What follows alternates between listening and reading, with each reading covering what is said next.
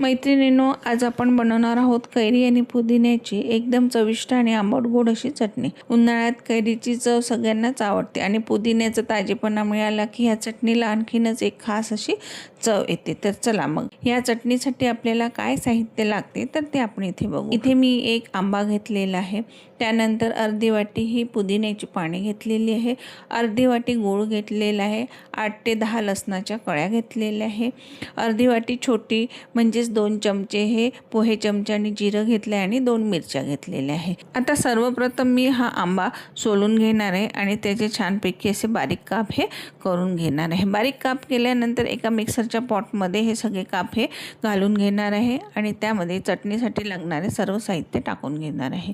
जिरं टाकून घेणार आहे, सोबतच हिरवी मिरची, मिंटची पाने, लसूण आणि गूळ हा देखील त्यामध्ये टाकून घेणार आहे। तुम्हाला जर पुदिन्याची चव जास्तीच आवडत असेल तर अशा वेळेस तुम्ही पुदिन्याचं प्रमाण हे ह्या चटणीमध्ये वाढवून घेऊ शकतात। तर अशा प्रकारे आता सर्व साहित्य हे आपल्याला एका पॉटमध्ये काढून घेतल्यानंतर छानपैकी असं वाटून घ्यायचं आहे।